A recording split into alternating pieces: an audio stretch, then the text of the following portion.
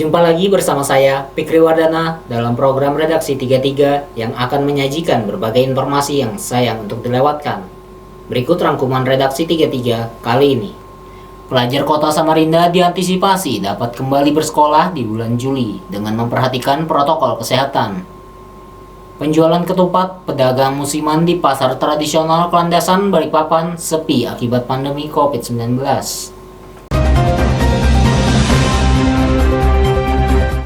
Kita awali redaksi 33 kali ini. Jika tidak ada halangan, siswa-siswi sekolah sudah bisa masuk ke kelas lagi pada bulan Juli 2020, yaitu pada fase ketiga pelaksanaan relaksasi atau new normal di Kota Samarinda. Anggota Komisi 4 DPRD Kaltim mengakui ke depan dibutuhkan kreasi agar sistem belajar dan mengajar tetap berjalan efektif di era new normal. Simak informasinya. Dunia pendidikan menjadi salah satu bidang yang ditunggu-tunggu. Bagaimana ke depan anak-anak bersekolah di dalam kelas? Jika selama ini satu kelas rata-rata ada 40 orang, sementara pemerintah mengatur tentang new normal, yang salah satu pakemnya adalah tetap jaga jarak, maka ada kemungkinan jumlah siswa di dalam kelas dikurangi atau dibagi dalam 2 kelas. Persoalan-persoalan itu masih dibahas antar para pihak. DPRD Kaltim mengakui sejumlah persoalan muncul dalam menyambut new normal di sekolah, termasuk kesiapan sekolah menyiapkan sarana cuci tangan di depan kelas serta siswa yang wajib dilengkapi oleh masker. Apalagi saat ini ketika dimulai penerimaan peserta didik baru. Kami sudah mengadakan rapat besar dengan Dinas Pendidikan, termasuk Dinas Cabang Pendidikan dan Musyawarah Kepala Sekolah SMA se-Provinsi Kalimantan Timur via virtual waktu itu, yang kita bahas khusus tentang penerimaan peserta didik baru, PPDB. Nah, dan masing-masing kepala sekolah itu sudah menyampaikan konsep-konsep bagaimana penerimaan peserta didik baru, karena satu kota kabupaten ini kan berbeda kondisi alamnya. Ada yang bisa dijangkau dengan teknologi cukup di rumah, kemudian ada yang harus kombinasi, yang dekat bisa via WA, yang ada yang tidak ada jaringan harus melalui darat. Dalam suasana new normal, Puji Setyowati berpandangan pihak sekolah sudah melakukan kreasi-kreasi untuk melakukan proses belajar dan mengajar pada masa-masa mendatang. Sebab, mau tidak mau dunia pendidikan juga mengalami perubahan, seperti sistem zonasi harus dilihat kembali per daerah. Apakah bisa diterapkan dengan sungguh-sungguh? Kemudian perbedaan lagi, ada yang zonanisasi itu berlaku 50% itu betul-betul bisa dilaksanakan dengan baik, ada yang tidak, karena begitu ada SMA, siswanya nggak ada, siswanya jauh-jauh, sehingga itu juga harus memenuhi kajian yang lagi. Tidak sepenuhnya berbicara tentang zonanisasi, tetapi kombinasi, yaitu kombinasinya contohnya misalnya di Samarinda nih, itu kecamatan Samarinda Kota, kan itu tidak ada SMA, sehingga masuk di SMA di wilayah kecamatan Sungai Pinang atau kecamatan Samarinda Ulu. Nah, oleh karena itu kemarin para pimpinan kepala sekolah itu menetapkan bahwa kalau anak Samarinda Kota mau masuk di zonanisasi di Ulu maupun Sungai Pinang diberi jatah 5%. Nah, saya katakan kemarin itu harus dikaji kembali. Menurut Puji Setyowati, para pendidik di daerah-daerah pedalaman Kalimantan Timur juga mulai melakukan kreasi-kreasi. Dia mendapat laporan dari daerah-daerah tentang beberapa konsep yang dinilai luar biasa. Kutai Timur itu dengan Berau itu ada kekhususan. Mereka kan ada sekolah agama ya, ada kayak pesantren. Jadi ada juga mereka mengkhususkan bagi tahfiz Quran, itu bisa dikhususkan juga masuk dalam zonanisasi sekolah favorit yang diinginkan oleh siswa. Nah, hal-hal seperti itu, jadi mereka sudah membuat style, gaya sesuai dengan kebutuhan mereka masing-masing. Jadi saya rasa tidak ada kendala untuk konsepnya ya, mudah-mudahan. Tapi Ibu, saya dan Komisi 4 tetap memonitor dan para wartawan, media massa juga bisa menyampaikan kepada kami sehingga itu menjadi sebuah masukan. Tim Kaltim TV, Hardin melaporkan.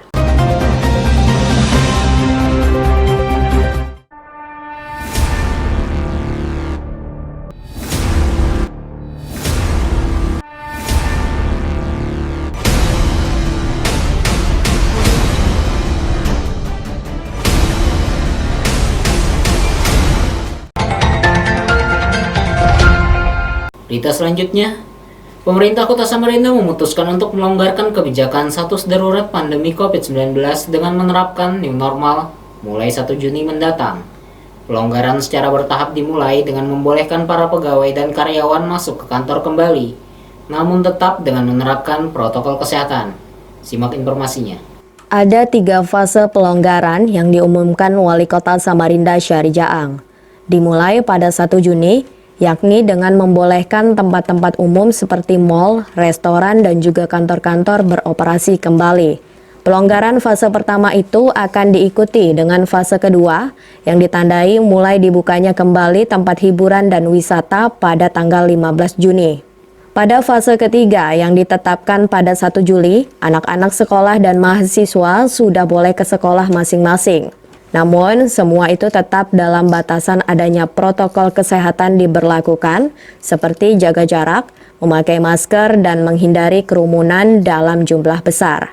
Keputusan Wali Kota Samarinda masih memunculkan polemik, karena Gubernur Kaltim Isran Nur juga menerbitkan putusan mengenai stay at home yang berlaku bagi pegawai. Karena posisi gubernur di ibu kota provinsi Samarinda, maka untuk pegawai gubernur tetap harus menunggu dicabutnya kembali surat keputusan dari gubernur. Bagaimana masyarakat kota Samarinda menyikapi soal new normal? Berikut liputan wartawan Kaltim yang mewawancarai 3 orang warga pada akhir pekan 30 Mei lalu. Kalau menurut saya sih bagus, masih bisa lah ditoleransi. Asal di daerah kita tuh sedikit yang terjangkit virus corona, mungkin bisa kembali normal lagi lah. Kalau saya dengar sih di Samarinda ini sudah mulai nggak ada yang terjangkit virus corona. Mungkin bolehlah dikatakan bisa normal kembali lah pekerjaan orang-orang atau gimana aja. Ya kalau memang itu sudah aturan dari pemerintah daerah sini ya itu lebih bagus lagi. Pemerintah daerah kan dianjurkan begitu, mungkin itu yang terbaik. New normal ya, artinya ini kan sudah nggak lockdown lagi kan, new normal. Aktivitas kembali seperti biasa. Kalau menurut saya sih yang selama kita masih menjalankan protokol yang sudah ditetapkan, insya Allah kita bisa menjaga untuk penyebaran COVID ini. Apapun tanggapan warga, pastinya badai COVID-19 belum berakhir. Bisa saja penularannya sudah berada di tengah-tengah masyarakat kita. Sehingga pada saat new normal ditetapkan, kewaspadaan tetap harus ditingkatkan. Tim Kaltim TV melaporkan.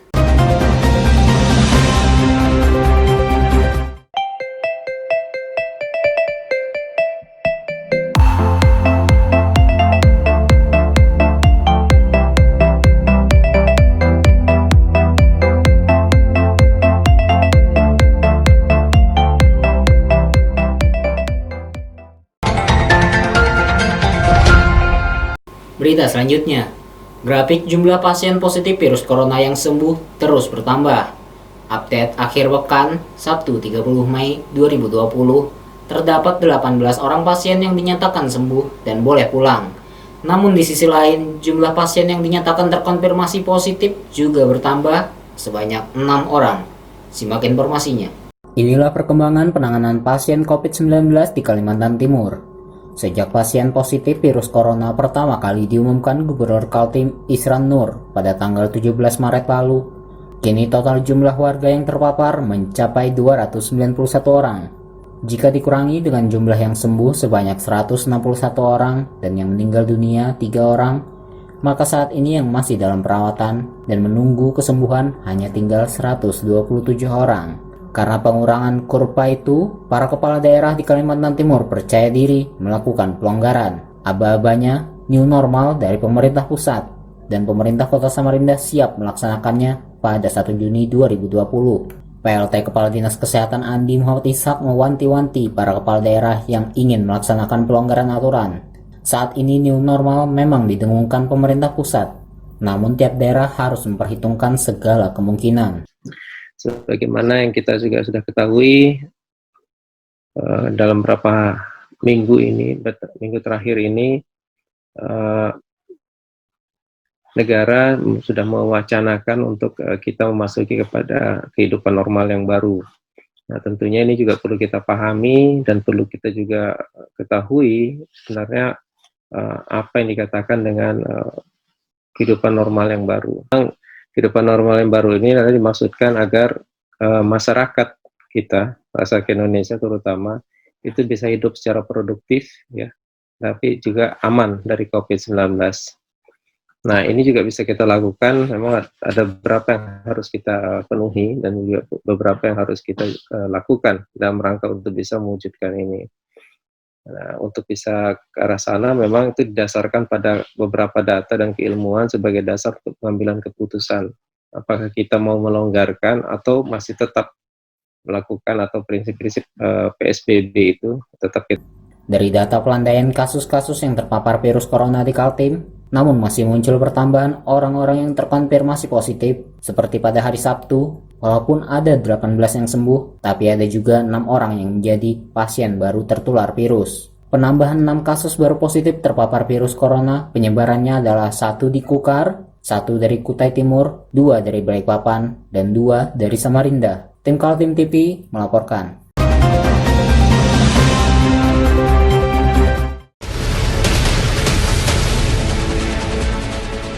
Mari kita memerangi virus corona dengan mematuhi imbauan pemerintah.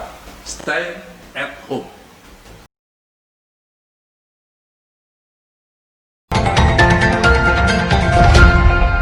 Pasca Idul Fitri, sejumlah pedagang ketupat musiman bermunculan di pasar tradisional Klandasan, Balikpapan. Penjualan ketupat kali ini lesu pembeli lantaran pandemi COVID-19. Simak informasinya. Beginilah kondisi penjualan ketupat di pasar tradisional Klandasan.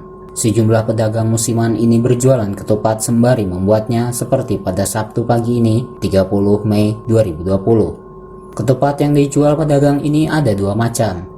Ada yang kosong, ada juga yang sudah berisi atau sudah jadi, namun harga jual yang berbeda. Penjualan ketupat tahun ini diakui pedagang cukup sepi lantaran adanya COVID-19. Omset penjualan menurun hingga 50%, berbeda dengan tahun-tahun sebelumnya yang cukup ramai pembeli. Biasanya bisa habis terjual 50 batang, namun kali ini hanya bisa mencapai 30 batang saja. Pedagang ketupat Andi Samsinar mengatakan penjualan ketupat tahun ini menurun drastis lantaran adanya pandemi COVID-19. Omset berkurang hingga 50%. Mbak, sehari laku berapa banyak, Mbak? Tidak mesti, Mas. Nggak mesti ya? Di beda dengan tahun lalu atau gimana? Ya, jauh banget bedanya. Ini gara-gara corona, Mbak ya? Ini setiap hari bikin? Enggak, Mas. Ada waktunya aja. Waktunya aja ya. Satu ikat berapa, Mbak? Kita jual kan 15. 15 ya? 2. Oh gitu. Isinya berapa? 10. 10 ya? Rata-rata sehari kalau tahun ini berapa nih? Kalau ini sih ya jauh, Mas. Bisa 50% perbedaan. Oh, bisa 50% ya turunnya ya? Biasanya saya tuh 50 batang. 50 batang ya? Cuma 30, 25. Oh. Sementara itu, pembeli ketupat Ari menjelaskan setiap tahun usai Hari Raya Idul Fitri, dirinya selalu merayakan lebaran ketupat dengan membeli ketupat di pasar tradisional Klandasan. Setiap tahun ya? Oh, gitu. Beli berapa banyak? Beli berapa banyak tadi? 20 biji ya. Dengan persiapan ya? Persiapan buat lebaran kita nanti ya? Para pedagang berharap agar pandemi COVID-19 bisa segera berakhir sehingga penjualan di pasar kembali bergairah dan tidak sepi pengunjung. Muhammad Idris melaporkan dari Balikpapan.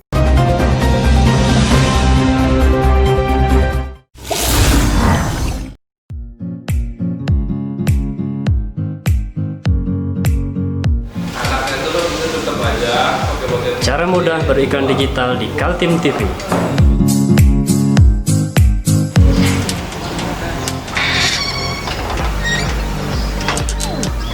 Yang pertama, jadilah sahabat Kaltim TV.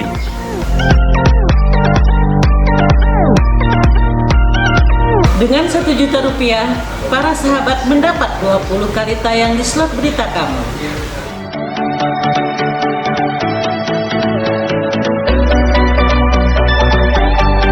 Dengan 20 detik dapat menjangkau 20.000 penonton. Anda beruntung karena mendapat kesempatan perdana dari kami. Ayo jadilah sahabat Kaltim TV.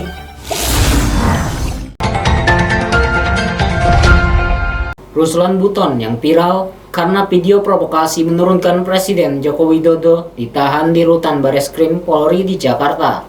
Ruslan dijemput dari rumahnya di Desa Wabula 1, Kecamatan Wabula, Kabupaten Buton, Sulawesi Tenggara, oleh tim Reskrim Mabes Polri bekerja sama dengan Polres Buton. Simak informasinya. Beginilah jadinya jika media sosial digunakan dengan semena-mena. Contohnya Ruslan Buton. Pria yang dulunya seorang anggota TNI Angkatan Darat itu kini meringkuk di rumah tahanan Mabes Polri. Ia dijemput dari rumah keluarganya di Desa Wabulo, Buton, ke Jakarta untuk mempertanggungjawabkan perbuatannya. Rekaman video viral di media sosial. Dalam video tersebut, Ruslan yang mengklaim sebagai Panglima Serdadu X Trimata Nusantara dengan narasi dan intonasi yang tegas meminta Joko Widodo mundur sebagai Presiden Republik Indonesia. Dengan bahasa yang sangat sederhana ini, saya memohon dengan hormat agar saudara dengan tulus dan ikhlas secara sadar untuk mengundurkan diri dari jabatan saudara sebagai Presiden Republik Indonesia. Hal ini perlu dilakukan demi kepentingan bangsa untuk menyelamatkan negara kesatuan Republik Indonesia sebelum kedaulatan negara benar-benar runtuh. Kendari, 18 Mei 2020. Ruslan Buton, Panglima Serdadu X Trimatra Nusantara. Saat dijemput tim Mabes Polri, Ruslan bersikap tenang keluar dari rumah. Ia mengikuti petugas penjemputnya ikut ke kantor Polres setempat untuk menjalankan pemeriksaan klinis COVID-19. Setelah selesai diperiksa kesehatan, Ruslan dibawa ke bandara dan diterbangkan ke Jakarta. Sejumlah pasal Undang-Undang Informasi dan Transaksi Elektronik atau UU ITE sudah menantinya. Kadip Humas Polri, Irjen Argo Yuwono menyebutkan Ruslan dijerat pasal berlapis. Selain pasal tentang keonaran, ia juga dijerat UU ITE, yakni pasal 14 ayat 1 dan 2 dan atau pasal 15 UU nomor 1 tahun 1946 tentang peraturan hukum pidana yang dilapis dengan pasal 28 ayat 2 UU nomor 19 tahun 2016 tentang informasi dan transaksi elektronik. Tersangka mengakui benar bahwa suara rekaman yang beredar di media sosial adalah milik tersangka yang dibuat pada tanggal 18 Mei. Begitulah cerita Ruslan Buton yang viral dan berakhir di sel tahanan. Ibarat pepatah lama, mulutmu harimaumu. Gara-gara statement yang direkam sendiri dan didistribusikan ke media sosial, sekarang ia harus menanggungnya. Tim Kaltim TV melaporkan.